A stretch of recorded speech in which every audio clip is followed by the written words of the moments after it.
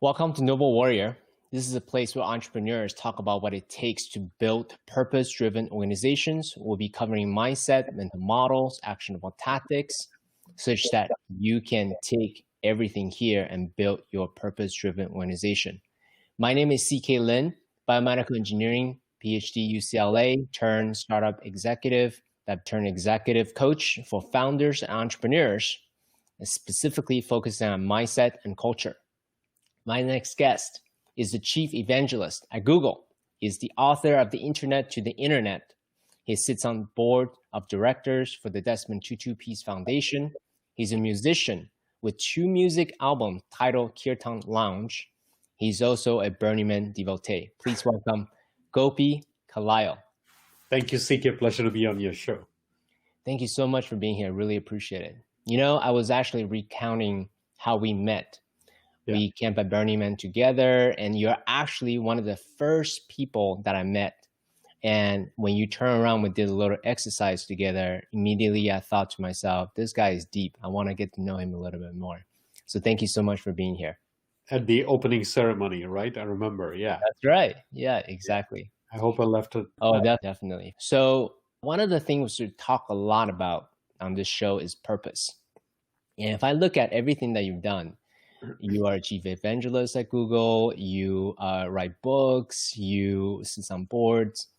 A director for the Desmond Tutu Peace Foundation. You love music. You're a Burning Man devotee, right? So if you look at everything that you're involved with, what would you say is the common denominator amongst all of them? Well, the common denominator is, I would say, most importantly, live life at its fullest and explore it in whatever dimension that calls out to you. I think we're blessed with the wonderful imagination, brain, creativity, opportunities, access, no matter what your circumstances. I think we all are just if you're born, if you're blessed with life, you're blessed with a number of different opportunities and things that happen around you. So live life at your fullest to whatever extent your circumstances permit you is the underlying theme. But part of it is also, I think we have both the freedom, the responsibility, and the opportunity to take full advantage of each of our talents and interests. And I would say that would be the underlying theme, that testing the boundaries of what is possible. Where can you go with your deep interests and passions and your curiosity? Because on the one hand, you'd say that writing a book of the kind I've written may have nothing to do with Burning Man or maybe Kirtan music. This might be true. And there's nothing wrong in these interests being very disparate and seemingly even disconnected.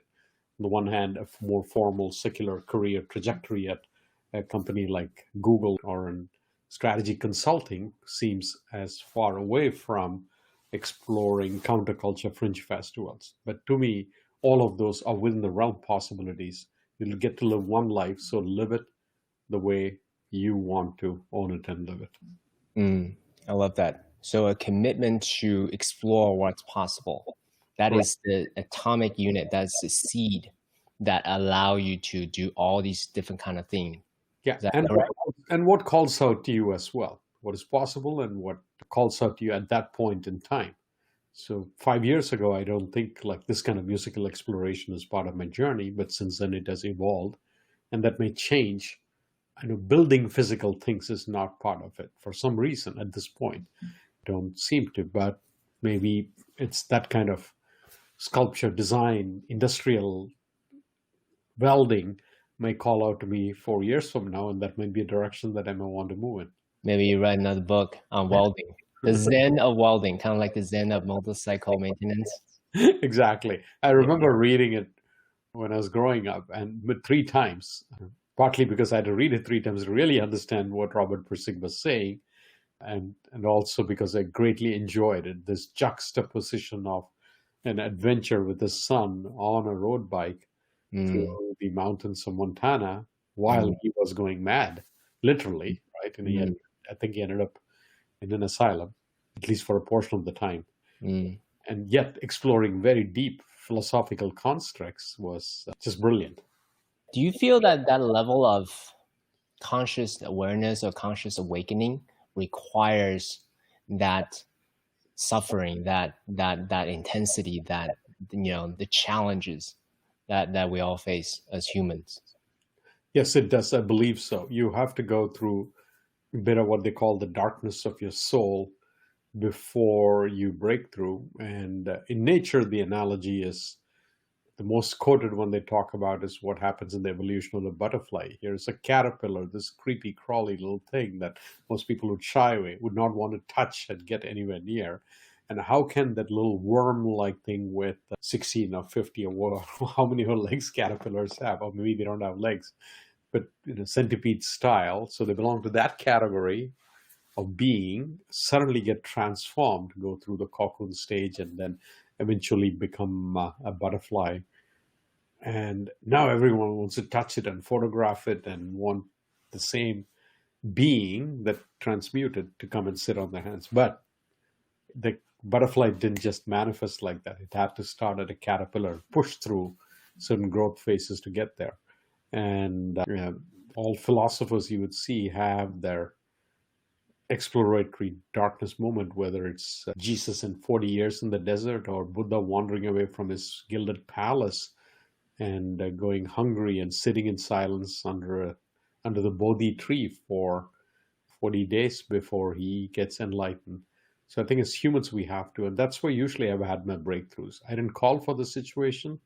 Those times I really felt this was not the life I chose, but this was the life I've been given, and I had to take that life that I've been given when things completely fall apart. And through that, then you have a breakthrough to the next level. Mm. And often people will say that it's when they lost their job or when the company crumbled or when they had to fold the startup that they founded and raised money and built it with great love and dreams for 10 years, and then it had to completely wind down, or they have a huge relationship problem or a parent dies, that they have that breakthrough moment. Mm. Yeah, as you're speaking, I'm recalling my personal hero's journey as well. In my younger days, I want to skip the pain altogether. I want the hack, Yeah. right? I want the shortcut. I want hey, I can learn someone else's lesson. But really, from my personal experience, I could have learned it in the intellectual way, but really embodying it, really understanding the nuance, Yeah. and really gaining compassion and empathy to it, Yeah. I had to go through it. There's Yeah. no way to skip it. Would you agree? I completely agree. And although one thing has changed, Seekin, and I had to go through life experience to get to that point. Earlier, I would fear those. I would shy away from it. They terrorized me. But now I just accept them as things coming to you to teach you something. So I walk towards them. And the metaphor I use is I am going to walk towards a storm. And in fact, in my first book, The Internet to the Internet, I open with the story of the American bison, which there was a documentary made about it. And I think it was in public television called Facing the Storm. And it earned that nickname because it is the one animal that when a winter storm approaches on the plains of the Midwest or a place like Montana where the bison used to thrive and live, all other animals in nature flee the storm and try to go the other way because they see a storm approaching. The American bison is one animal that will actually turn towards the storm and walk into the storm because it understands that the sooner it walks into the storm, the sooner it can be out of it on the other side. And I love that metaphor, in fact, at the building I worked in on a particular project at Google. The head of the project, one of my mentors, actually told the story. That's where I learned it from.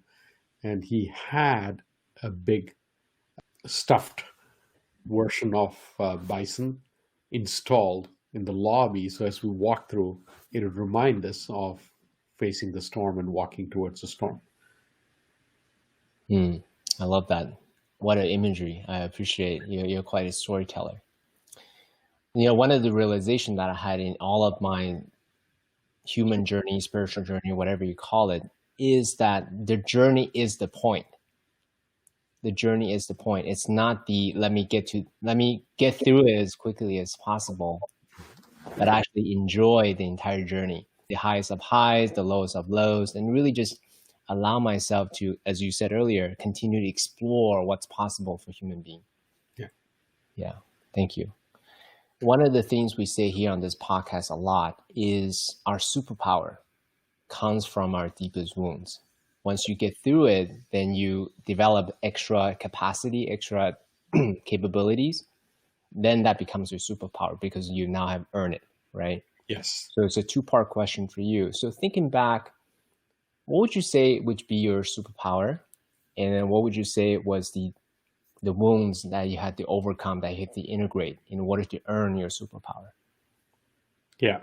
And it's an awkward and difficult question to answer, so probably may not even answer it because you're asking me to label something in me and say that's my superpower. That seems like such an ego statement, and I Well, don't about capabilities. what my capabilities. Yes, yeah, extra capability, super capability.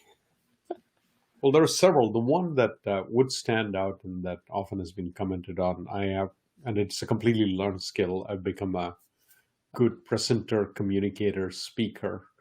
It wasn't in the English language, and English is my third language I had to learn. Mm. So, and I spoke it in a very awkward way, in a rapid fire fashion because of my mother tongue, Malayalam, how it's spoken. And the way I would pronounce a word, the speed with which I would, the cadence, all that made me unintelligible. But I had to overcome all that and become a confident public speaker presenter. It's a skill people fear the most. Mm. Getting up in front of an audience and speaking to 2,000 people terrifies most people. And initially I did too, but I walked towards a storm. And no matter how much my throat dries up, felt parched, I said, I'm going to learn the skill. And one way I know is that you ask somebody and say, where do you learn the skill? Who can teach it to you? And they might make an introduction connection. So that's how I did. And eventually I found my way to a worldwide organization that helps people learn public speaking at a mastery level called Toastmasters. And that was made a huge difference. And I say, even the name is an odd one. I say it's like Alcoholics Anonymous, but it's for people with a speaking problem. So that was my advent into it. But it's led over the years, and just all I did was consistently show up, pick up one more skill, or get one more mentor, and over time, it led me to actually compete in the World Championship of Public Speaking. Oh, no kidding. You competed. Those are the trophies behind me, actually, and one that is it looks like it's really plastic, but I said lucite. Maybe it's lucite, but you can't see it here because of the light. And that's my proudest one. That's when in 2018 I ended up top 20 in the world from among 35,000 competitors in 145 countries, from 145 countries. So, but it's not about winning a trophy. It's about picking up a skill, a talent, to tell stories, to be persuasive and charismatic on stage and hold people's attention and move them to action, to make them believe in something. And I've used that skill in two dimensions at work. What I do for Google at many levels is to use that skill to talk to senior leaders of our largest customers and make them understand a point of view around digital technology and transform the business. And hence my title and role, and why I'm dressed like this, because I had three meetings of that kind today. And I just thought, and they were like with global companies, senior level. And even though I'm doing it from home, I thought I wanted to show up in a certain way. Sure.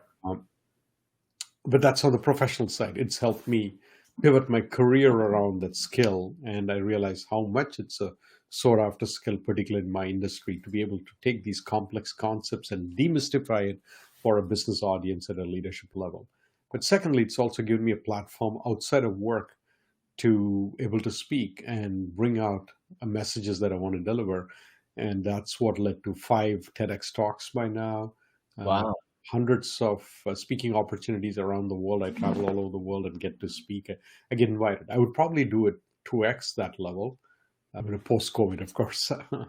But due to my work circumstances, I have to limit the number. But otherwise, I get invited all the time, and that's quite an honor. And I find I'm deeply touched by it, because to me, again, it's not about ego. It's about an amazing opportunities other human beings are giving to me, and I I tell myself if I'm on stage for an hour doing a keynote with in front of, let's say, 1,000 people or 10,000 people, all of which I've done.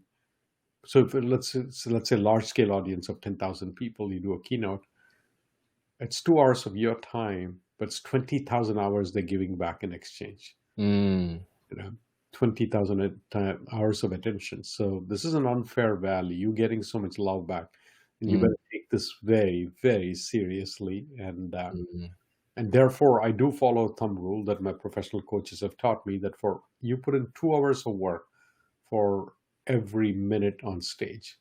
mm, So if you are going to be speaking for an hour, you better be prepared to put in 120 hours of work, which seems like a lot, except when you realize that they are putting in 20,000 hours of their time to mm, listen to you.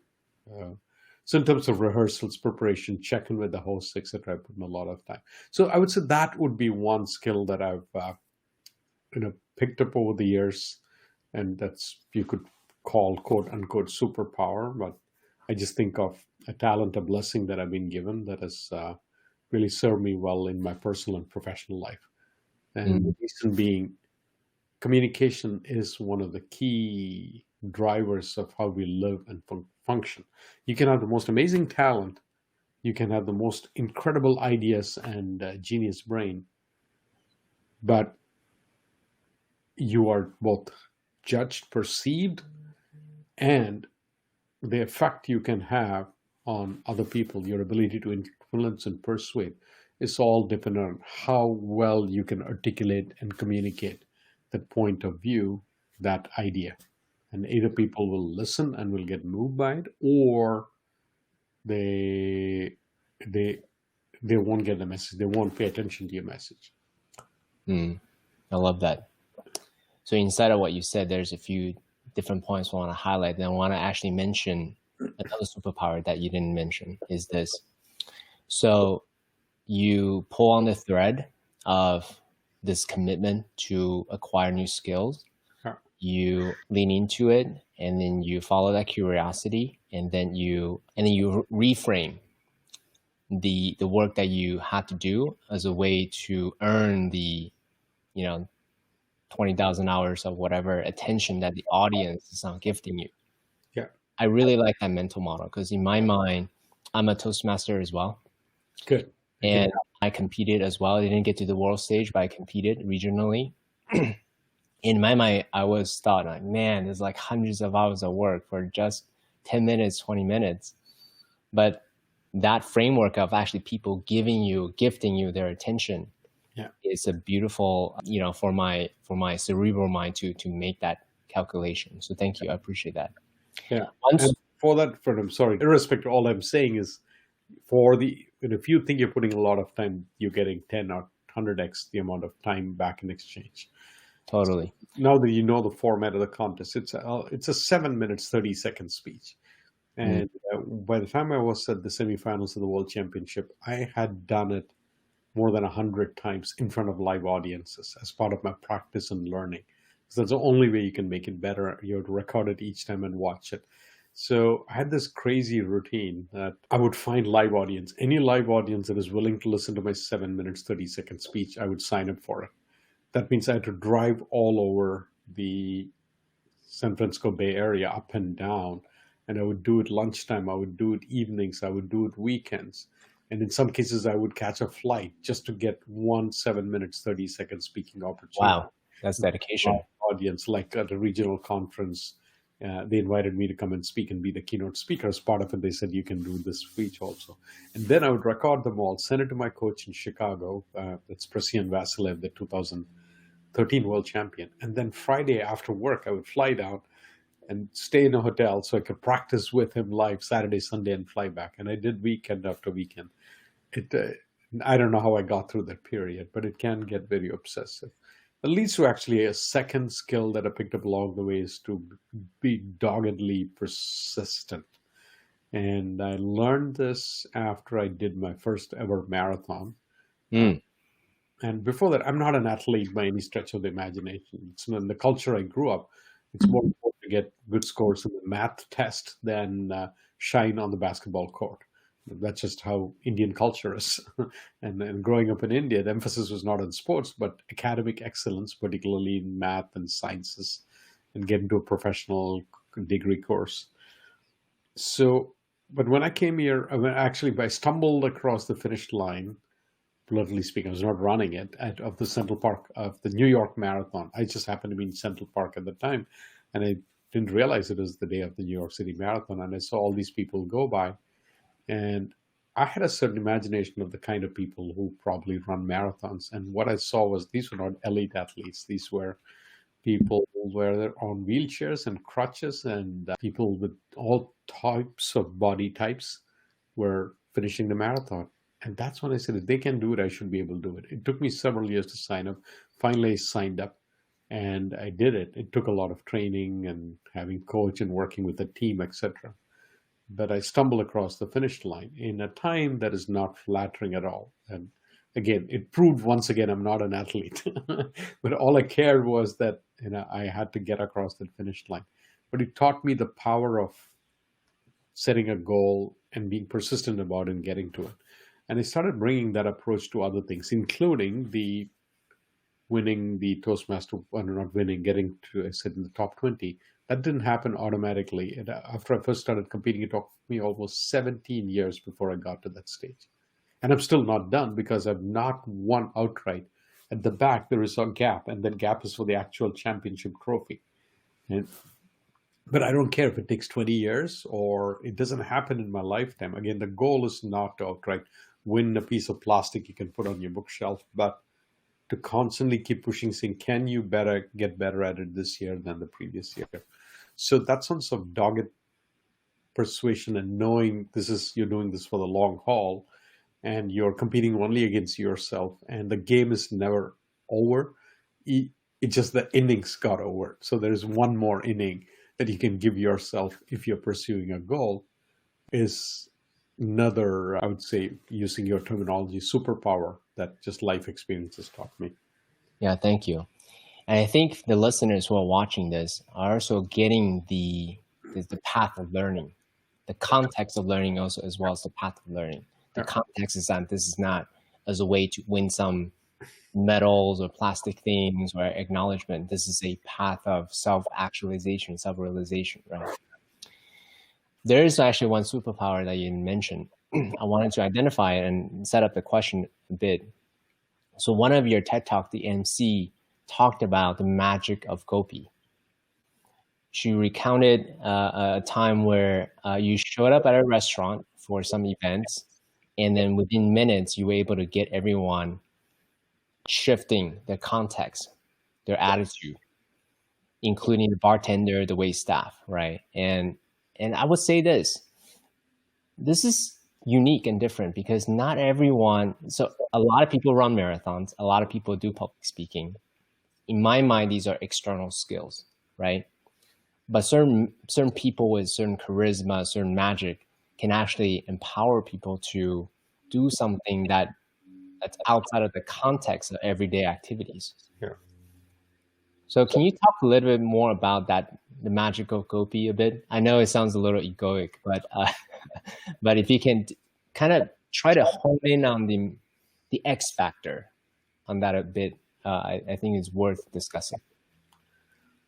Yeah. So I don't know what is it that particularly refer to the magic of Gopi, but I'm getting a sense of what you might be referring to, or that particular host was referring to me when she was introducing me. I mean, underlying all this, CK, is that simple notion that everyone is human and everyone is worthy and everyone is amazing. And the culture I grew up here also trained that everyone is divine. It's actually a collection of divine beings in different human experiences. And it's the exact same divine being. And it's different instances of it. There are 100 billion humans that have walked this planet or are currently still here, about 7.4 billion, but an estimated 100 billion from the first time Homo sapiens stood upright and started walking. And all those 100 billion are considered like various instances of just amazing human beings, divine beings in a human form. So you start with that sense of connection. And essentially, if I were to use in a podcast like this, I would use a sense of love. And what years of practice of yoga, particularly yoga philosophy, has taught me is, as much as possible, lose that sense of the other and lose that sense of separation and find a point of connection. And that's a very meaning of the word yoga. It means to join yourself with Mm, everyone else and find mm, the connection and eventually to a larger cosmic consciousness. mm, mm, mm, mm, When you approach every gathering, every situation with that, all you feel is a deep sense of connection and a deep sense of love and empathy and compassion. You don't see separation, you don't see the other, and then you're a lot more forgiving. Very little, few things annoy you. Of course, people have their unique ways of approaching it, and they have the behavioral things, and things may trigger you, etc. That's normal. You're also just being human.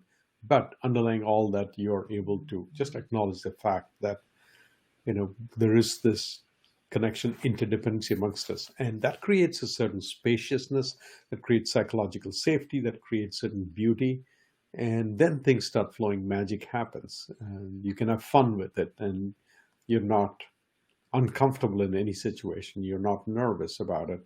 And if things don't work the way you wanted it to in that human interaction, in the energy, that's okay, you let it go. And because everything is fleeting and everything is transient. So it is that sort of an approach that allows me to operate with that kind of, I would say, spaciousness. And for the most part, it works. It chills everyone. And to get there, you also shouldn't take yourself way too seriously. Yeah, I think life is too important to be taken seriously. So, mm, and that way, when you act in a disarming way with your own, could be as simple as self-deprecating sense of humor, or doing things that are a little wild and crazy, but done for fun, it gives permission to everyone else to do that. So I'll give you an example, in real terms, practical terms, how it goes from the outrageous to what might be possible. So you go to Burning Man, that's where we met.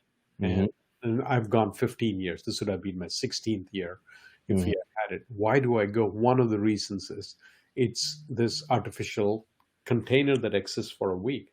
mhm, Everyone is given permission to just be themselves in whatever way they want. Creative freedom, life expression freedom, etc. Right?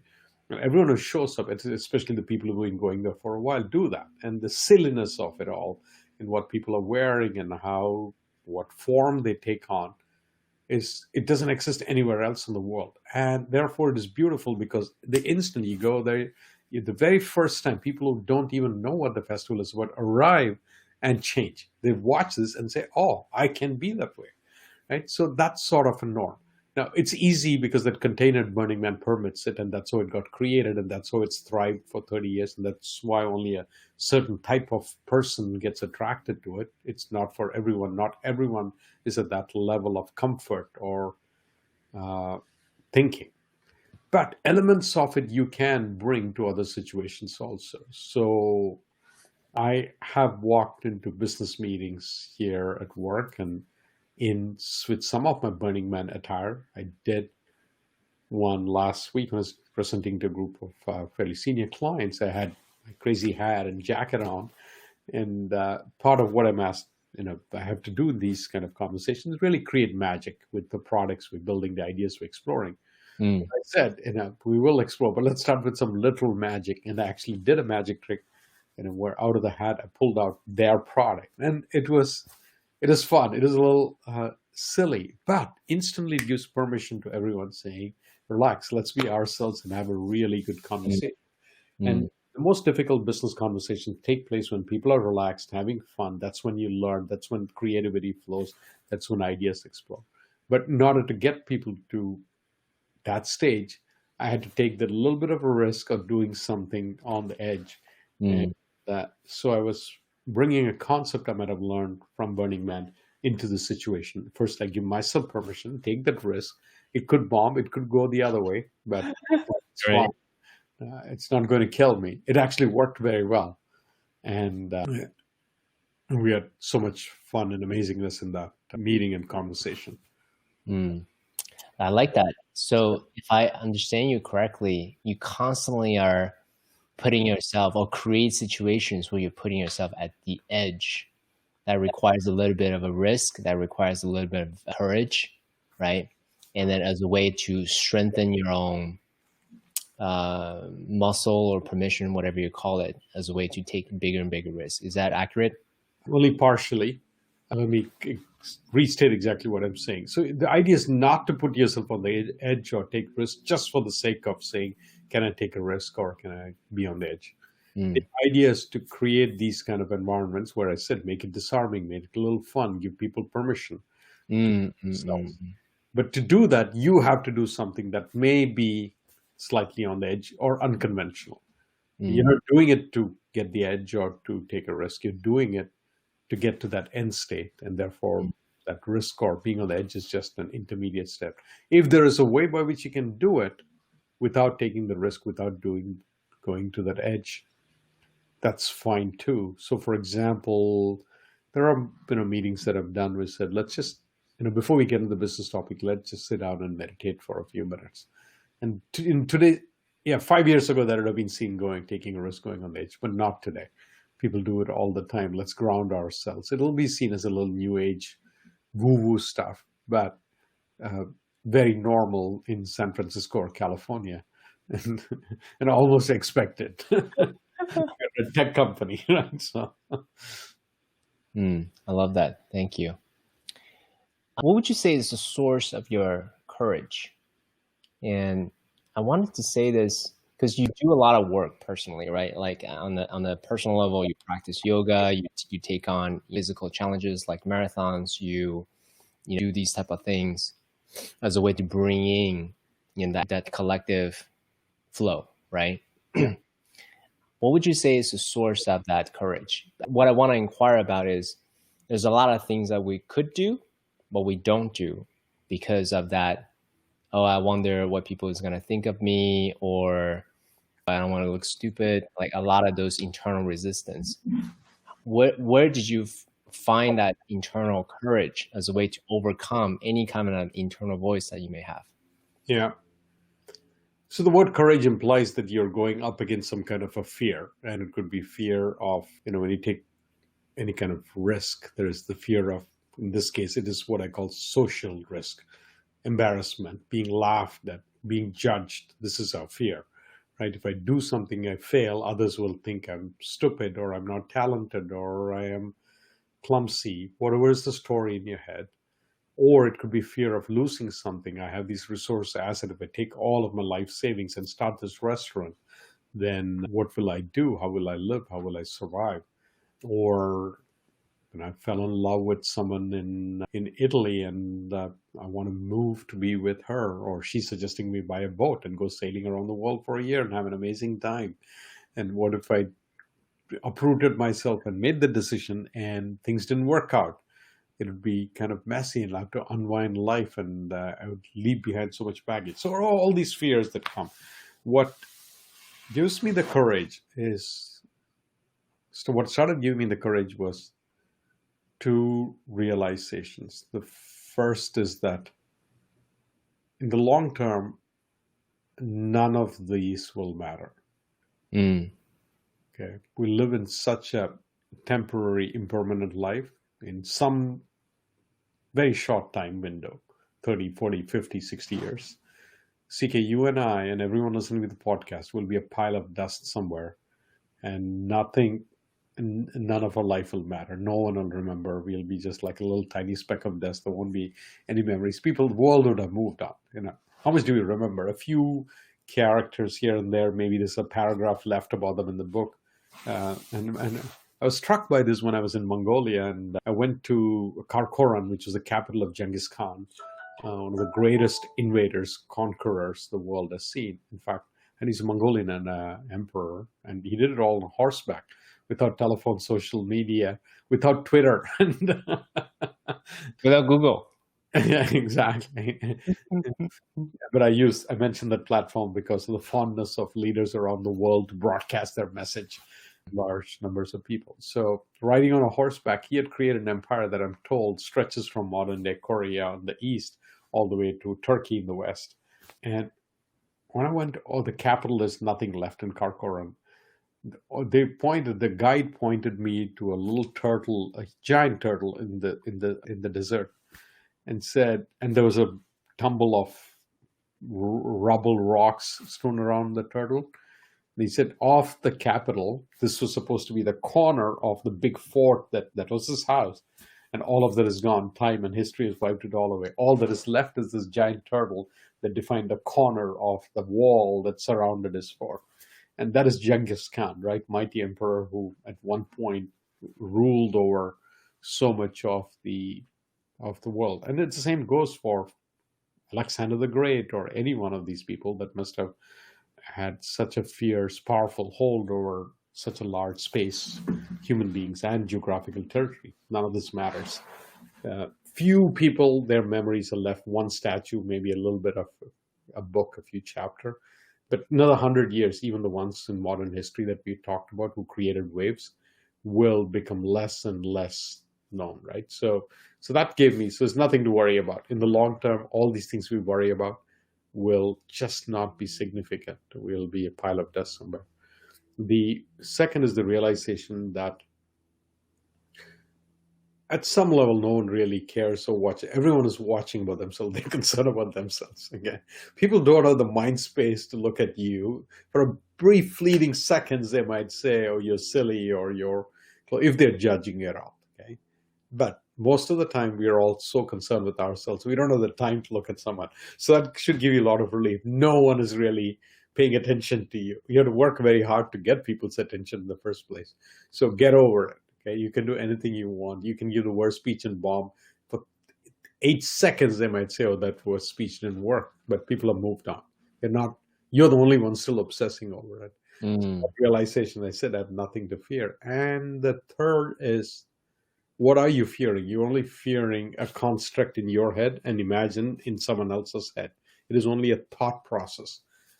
It's not going to kill you. None of these things will, unless you're doing something that has got a physical risk attached to it. Which, Mm-mm-mm. if you're trying skydiving or base jumping or something like that, but then you take a calculated risk, and Mm-hmm. even there you lose the fear once you realize the worst thing that can happen is, yeah, I could get terribly injured, but I'm prepared to live with that situation, or I could die. But what by die, what we mean is that this body is shut off, which is again a temporary phenomena if you have that sort of a belief system. So Mm. when you deconstruct this, you realize there's nothing to fear and might as well live a full life without fear. Mm. Uh, I love that. Thank you. So what I'm hearing you say is effectively you have a mantra of like memento mori, like, hey, all this is impermanent. At some point, even as the Alexander the Great, Genghis Khan, even people like that, they're left with just rubble somewhere in the house. Yeah. yeah. Also, we pay so much attention to the significance of our life and our stories, but it's just a tiny speck in the overall scheme of things. I mean, right now in this moment, we're sitting here feeling very super important, and on this podcast, and we are like, we're going to post on social media. We'll see how many people actually plus one it, and did I get 5,000 likes? These are the metrics by which we measure our worthiness. But if you look at it at one level, it does not matter, CK. We right now we are in this giant universe. Our Earth is spinning at this incredible speed on its axis and moving around, right? And on this planet, all of us are there. 7 billion of us, or close to 8 billion, on this planet, doing our little thing right now in this moment, sleeping, walking, doing a job, repairing something, making food, and this Earth is just this very tiny planet, Mm-hmm. one Milky Way. That's not even the largest Milky Way. And just in this planet alone, there are thousands, tens of thousands of stars, even Mm-hmm. bigger than our solar system, our sun. Mm-hmm. And, and this Milky Way is just one of millions of galaxies that are out there in the universe. I mean, they extend so vast that we can't even peer the outer edge. We don't have the no one's traveled there. We don't have the devices and telescopes. The best we have is the James Webb telescope, right? Which only allows us to see a certain distance and not beyond that. That is the vastness, the gigantic nature of this thing that we occupy, universe we occupy. Mm. And in the midst of this is one tiny lonely planet, the only one we think there is life on, but that probably, who knows what's going on in the other places. And even here, like I said, there are close to 200 countries, 7, 8 billion of us walking around. And in the midst of all this sits this life of mine. And yet the construct in my head is, in the midst of all this, there is me. What do you not see? Right? So at some level, I find that it's silly. It's not to trivialize anyone's life, but just put that in context. And when you realize that, then you realize, my life is just one tiny speck in this larger story, and the world is just less than a microsecond of attention on my life.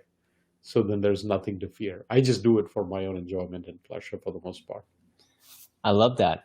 Thank you for sharing that. And I think having that kind of mindset allows you and also people who are listening to this will actually just calm their internal noise, bring that equanimity, calm that anxiety towards the future, regrets of the past, and things like that, and just live the life as best as they can in this moment. So I appreciate that. I want to shift our attention a little bit differently. So part of on this podcast, we talk a lot about is actually sharing our voice, sharing our truth, right?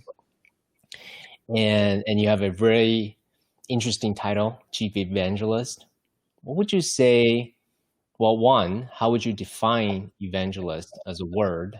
And two, how are you diving or digging into who you are and expressing your truth?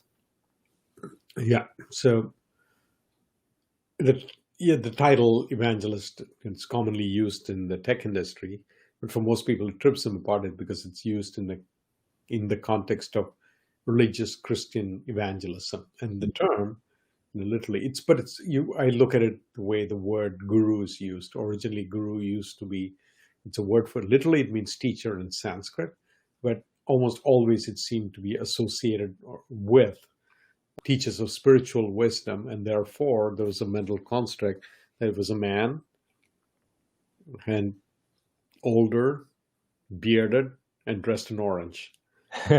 Right. Living in a place called an ashram, a monastery. That was the word with guru. But in Indian culture, guru is also used for music teachers and dance teachers, but still associated with the sacred arts. And now it is spread. People say, oh, he's a artificial intelligence guru, or she is a biochemical guru. So it extends to other areas as well. It's the same way. The idea of an evangelist is someone who believes so passionately in a point of view, and they're able to speak about it in a persuasive manner, in a compelling manner, and in that process, get you to believe their point of view. So the reason the tech industry uses it, usually a lot of innovation that comes out of the tech industry is disruptive. An old model has to be completely shed away and a new model has to be adopted. And you have to be one of the first early believers in it. And then you have to argue for that point of view before you can get people to believe in it. And that's where the term comes from. So classic examples of that is 10 years ago, if I've told you that the number of auto accidents that is caused that happens in each year in the world is about 1.8 million. 97% of them caused by human error. People fall asleep on the wheel, they drink and drive, they get distracted, they are on the phone. So therefore, if we take the human out of the picture, we should have safer streets. Let's have cars without humans driving around. That would seem preposterous, right? Nobody would have believed you. That's even possible. Stop wasting my time. And yet somebody had to believe and evangelize that idea and persuade and get people to rally around it and invest the technology, the platforms, etc., before we could have had the first self-driving car on the road. And now it's not only reality, it's being tested, right? Fully autonomous vehicles are on the road going through their testing phase. And that's what I mean by you've got to be evangelical about it. And that's where the term comes from. In my case, what I'm evangelizing is I meet with the senior leaders, people at the C-level of the big customers, clients that we have, and I have to make them believe in that their entire business model in the way they deal with their customers, and every aspect of the product, no matter what industry they're in, is being disrupted and has to be transformed by a layer of digital and how they should go about it. And Right. So, but that's what you do professionally. What I'm asking is, Gopi, the human. What is the core idea of what you want to bring forth, and how do you get to that truth? And I asked the third question sure, specifically. In my mind, there's a core truth that we live in, and in my mind, it requires work to get there. And yeah, we do it already every day, but to bring that clarity yeah, to reality, sure, for me, it takes work, it takes challenge. yeah. It is challenging, right? So CK, by now, if you live in today's world for the most part, and if you have some sort of access, some sort of resources, generally the acceptance is an important tool that we all get to use, that we all benefit from, that is extremely useful and necessary in our life, is the internet. This entire collection of information technology services, etc., that are available to us, whether it's entertainment or education or information. But in the midst of all of that, the point of view that I'm evangelizing is that the most important resource we get to use, the single most important resource we get to use, is the internet. I mean, our physical body, our brain, our mind, our consciousness, our heart. And the internet, or this collection of technology or systems, and you're a PhD in biochemistry, so you know this well. This is extremely sophisticated and complex. What's going on here for each individual and collectively, in the way we grow, in the way our mental processes develop, in the way why one person becomes a smart, benevolent genius, another person becomes a smart, dangerous genius, another person becomes completely deranged. We still don't quite understand all of this, right? But all of this, we see it happening. Why? So, how people can transmute anger to solving a problem or to violence, etc., etc. I can keep going. But this is a very complex system that we barely understand, which is why we're struggling with so many problems in our life today, including violence and disparity, and we are one species that seem to have a larger share of it. Yeah. So this is a super important technology. And the two aspects to it is all of a life experience has to be filtered by this layer, this internet. There is no life experience we have outside of it. If you eat lunch today, the system has to digest it and convert into energy. If you're listening to these words coming out of my mouth, you're looking at my words, you're looking at my expression, my gestures, and then processing it in a certain way. And if there were six people in front doing it, then the six people will walk away with slightly different impressions. Some people might become passionate believers. Some people might walk away totally skeptical, even though you all have access to the exact same words and expressions and gestures, visually, auditorily. Why is that? Because your internet processes it differently. So, or if it's a piece of music you listen to, or a movie you watch, book you read, doesn't matter. There is no life experience we have outside of the system, and can be very different in the exact same situation.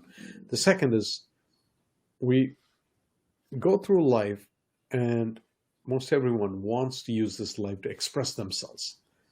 And we call it self-expression. And the self-expression can be, I want to create the next great musical hit, to I want to write a business plan, to I just want to cook an amazing lunch for my lover, to I want to redecorate my house. Whatever it is, we are constantly expressing ourselves.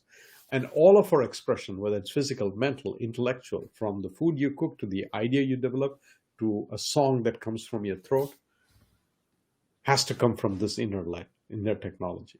Right? There is no self-expression outside of it for each person. So therefore, just logically arguing, again, you're a PhD and you're very familiar with the rational, analytical process of deductive decision making. So putting these two things together, you can reach the conclusion very quickly that the quality of your life is determined by the quality of how this inner technology is maintained. If you if you know how to keep and operating and running this inner technology in a peak state. You experience life at a peak state because all life experience has to come from this layer. And you express yourself at a peak state because all self-expression also comes from this layer. Okay? This is making sense? Totally. It's Absolutely. irrefutable. It's just very logically argued point. And So spoken to yeah, thousands of people. So hold on 1 second. Let me finish the train of thought and then give you a chance. So how do you put this inner technology into a state of peak performance? And this is where the operating manual is already available. You and I don't have to figure it out. All of the people who've gone behind in the past that we have long forgotten, whose names we don't remember, have left tiny footprints and use the manuals for us. And that's what Evangelize is about. Take charge, take unconditional responsibility for this. And only you can do it. Someone else can guide you a little bit, but most of the work has to be done by you. And this is our principal responsibility. And you're not doing it for the good of the world. The world will move on. It'll keep rotating. In fact, it'll even forget you and leave you behind. Remember, you and I are tiny specks. I don't know about you. I'm not even going to get the little turtle reminder monument, last icon standing that at least poor Genghis Khan got. So no, not even a stone turtle for me. So the only reason you do it is for your own sake, your own growth, your own development, it's your own personal journey. Thank you. No, that was beautifully said. And this is perfect, and actually segues perfectly to the question I wanted to ask you, right? Because our quality of life is interpreted regardless who you are through this meta layer, through this perception, this consciousness that we have, right? As a way to perceive the object reality. Our subject reality is a filter through this layer, right? So, and you illustrated so beautifully how you're able to not only have an understanding personally, a self-awareness of that, and you're also able to articulate to someone else what your thoughts are in a very logical way. And in my mind, it takes a lot of work to get there. How did you arrive that truth personally, as well as how are you able to, what process you took to translate that internal awareness to the external? And I say that because a lot of people have an understanding of what they want to say, but they couldn't define it for themselves, and also to express it to someone else. Yeah. So it goes through stages, seeking. The first is just realization of the truth. You have to know. There's a moment of awareness when you come to conclusions around this. And the realization I notice is in two stages. First, you realize it here. You have an intellectual awareness of the truth. You can frame it, you can articulate, you can put words around it. And then there is the emotional awareness of the truth, when you feel it, when in a deep down in the heart you know it. And that's when it goes from a simple intellectual understanding to conviction. And when you have conviction on anything, you're unstoppable in your belief system. So that is being aware of the truth. The second is to have experiential data behind it. You need to have gone through that experience. You need to have lived the truth. You need to have gone up against the untruth behind that particular situation to realize, oh, this is not served me well. And it's an iterative process. And experientially, you have to. And that's where it really goes from the intellectual understanding to that experiential. And this is why we have the kind of training that's given to doctors, for example, and that's why it's so rigorous. You don't have weekend online programs by which you can become a doctor. And they're taught certain facts of the human body and disease management. And these are known or currently known piece of information are shared. We don't just tell it to them and say, you graduated, go do open heart surgery on CK or Gopi. Why they go through the very intense residency program? Because experientially, and they have to go through hundreds of situations. It's like, go work in the ER room. Whatever comes up, deal with it. And when you've gone through 172 ER trauma cases coming in, experientially you understand certain things about the human body and trauma and how to deal with it, right? That's why they have that kind of a training system. So using the same analogy, each one of us has to go through life residency. You can pick up the great texts and learn and attend lectures and sit in workshops and wander from one Burning Man tent to another, listening to panels, but you have to go through the life experience.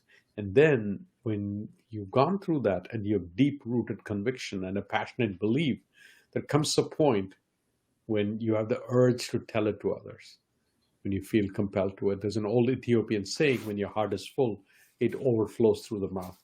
When your heart is full, it overflows through the mouth. Meaning, when you are filled with your heart with these life experiences, there comes a time when I say, I want to package this. This is a message. I got to give it to other people. And that's when you may want to speak about it. You may never reach that stage. You might still be testing it. There's no expectation. The world does not need it. This is more your own innate need, urge to transmit. I love that. Yeah. Thank Which you. is why, I mean, it seems like, oh, who would ever want to do it, right? This is the first thing that comes. Who would ever want to do it? It seems, why take the trouble? And it's a lot of effort. You just stop and look at books. This is what a book represents. Every book is that expression of something people want to say. And how many are there? An estimated 36 million books. And you'll stop and wonder, right? And I know no one goes to physical libraries, and bookstores are few and far between. But I bring up that analogy because it existed at one point. That, or look at the Amazon catalog. Look at the number of books listed. Each one is an attempt by someone to present a persuasive message or idea about relationships, about thermodynamics, about their view of history, about Ayurvedic cuisine, whatever it is. They're like, I need to get this out. This is my expertise. I have so much knowledge, a body of work.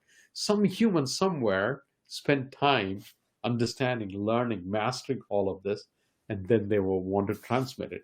And having written 2 books, I know this is not for the faint of heart. And It's not. which is why I only have 2 books and not 20.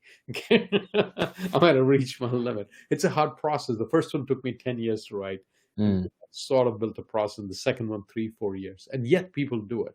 The same way, look at a platform like creative platform like, let's say, YouTube. And I use it as an example because I'm familiar with it. I'm close to it. It's owned by Alphabet, Google. Every hour, 400 every minute, 400 hours of video gets uploaded to the platform. Every minute. What this means in human scale is I am starting to speak the sentence.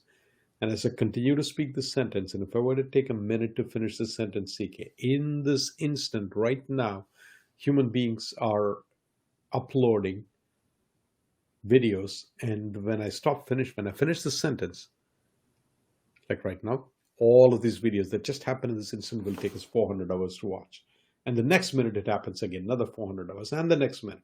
This is constantly happening.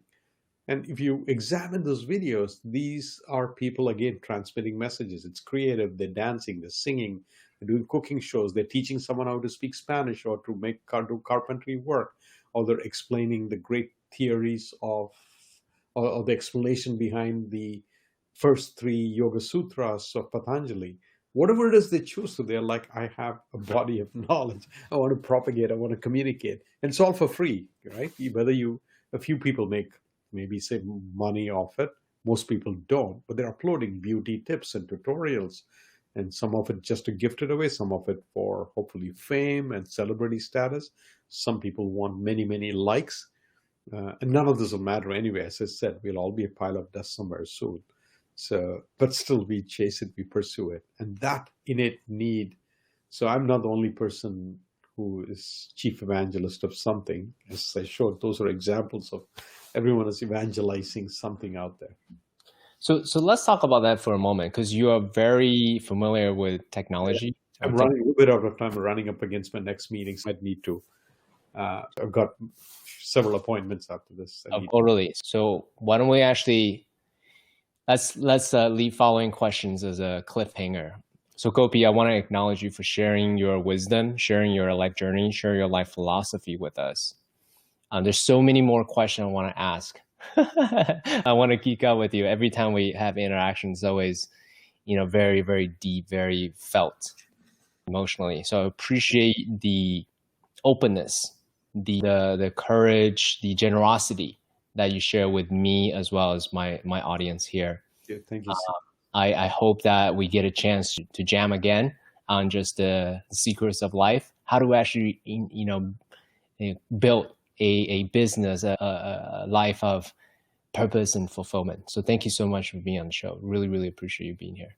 Thank you very much, CK. Pleasure being on it, and such a delight exploring these topics. And yeah, again, my final word of wisdom to anyone listening is, explore, be curious, go to the boundaries of your life. And we have one life, live a full life, and let us all each be the directors of our own life, and still not lose perspective, saying, in 100 years, none of this will matter. We'll be lucky if we get one turtle, a stone turtle somewhere as a reminder of the fact that we even existed. That doesn't matter. Beautifully said. Thank you, Gopi. Thank you.